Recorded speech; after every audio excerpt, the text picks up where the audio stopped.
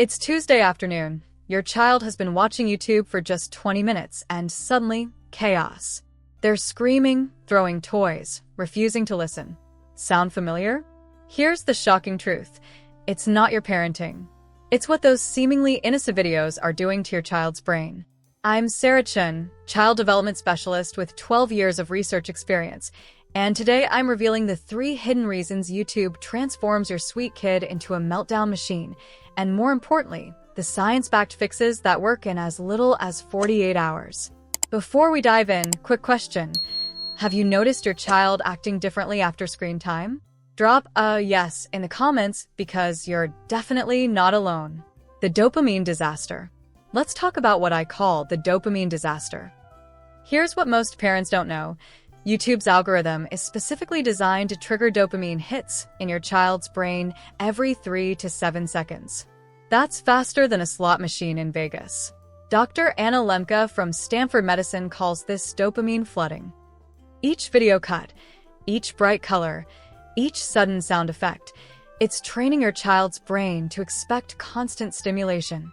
A 2023 study published in JAMA Pediatrics found that children who watched fast-paced content showed a 47% increase in impulsive behavior within just 30 minutes of viewing. Think about it like this. Imagine drinking 5 espressos, then being asked to sit quietly and do homework.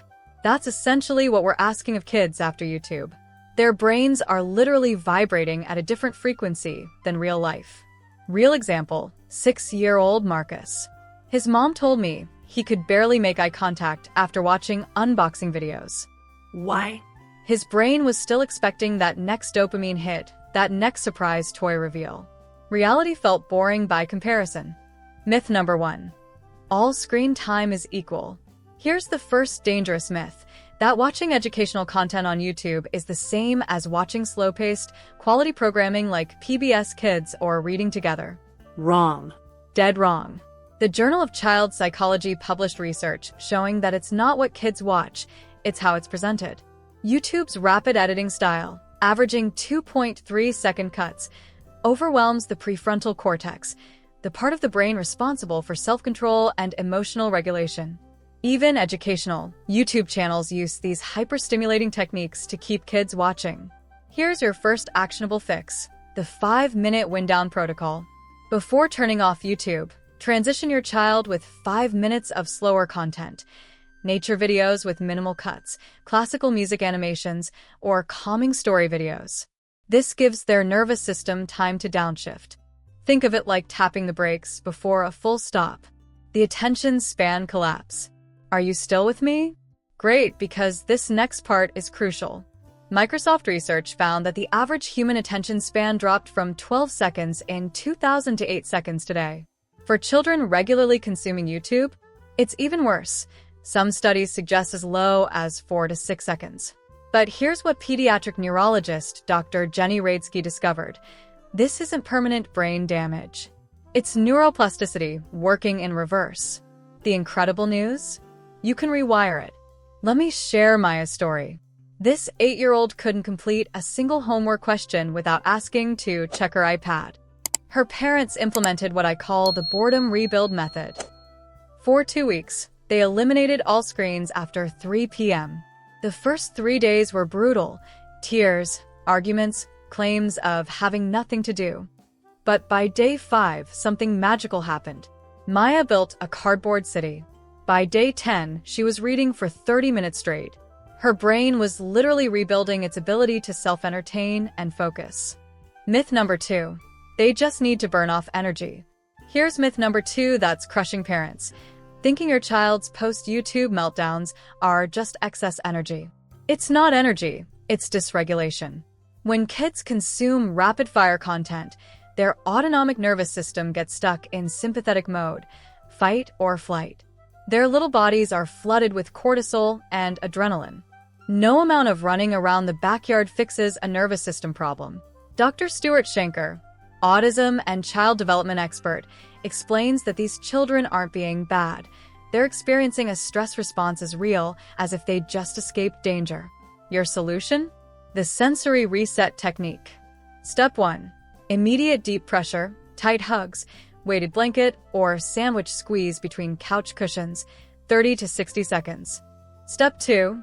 Slow, rhythmic movement, rocking, swinging, or bouncing on an exercise ball, 2 to 3 minutes. Step 3.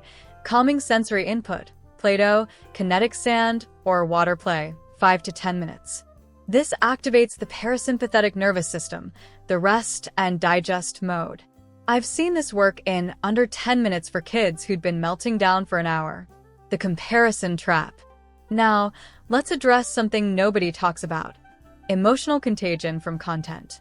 When your child watches other kids getting expensive toys, going to Disneyland every week, or having seemingly perfect lives, their brain processes this as their own inadequate reality. A 2024 study from the University of Michigan found that children who watched lifestyle and unboxing content showed a 34% increase in dissatisfaction with their own lives. 7-year-old Jasper started saying we're poor after watching millionaire kid influencers, despite his family being solidly middle class. This is social comparison theory hitting the developmental stage where kids can't yet distinguish influencer marketing from reality. Has your child ever asked why they can't have what YouTube kids have? Comment below. I read every single one. Myth number 3. Going cold turkey is too extreme. The third myth: that you need to slowly reduce screen time or it'll traumatize your child. Here's the truth backed by behavioral psychology. Gradual reduction prolongs the dopamine dependency. Dr. Victoria Dunkley, author of Reset Your Child's Brain, has worked with over 500 families and found that a complete electronic fast of 3 to 4 weeks produces dramatically better results than slow reduction.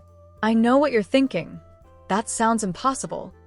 But consider this approach: the screen sabbatical with scaffolding. A week 1. Replace all YouTube time with you actively present doing alternative activities. A week 2. Introduce independent quiet activities, art supplies, building toys, books.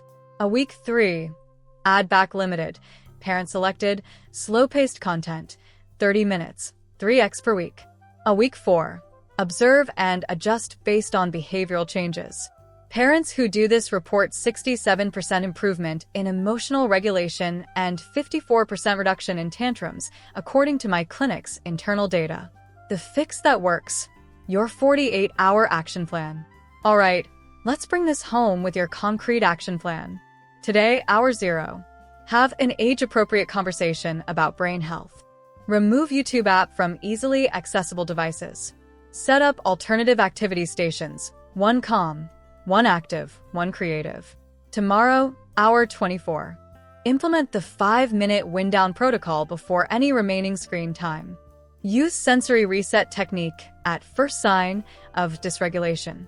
Spend 20 minutes in parallel play, you doing your thing nearby while they explore. Day 3, hour 48. Notice and name improvements, however small. Adjust your approach based on your specific child's responses. Connect with other parents doing the same. Accountability matters. Let's recap what we've covered. YouTube's dopamine flooding is hijacking your child's brain chemistry. The rapid editing collapses attention spans. And those meltdowns?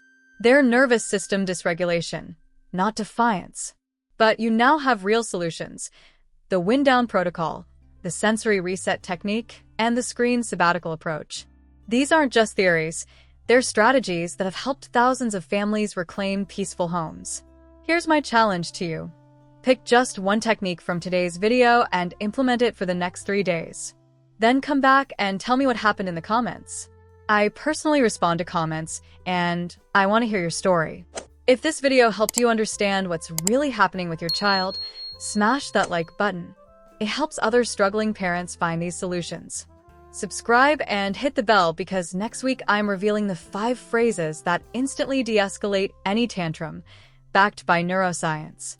Remember, you're not a bad parent. You're a parent navigating a world of technology that didn't exist when we were kids. You've got this. Now go reclaim your peace and your child's childhood.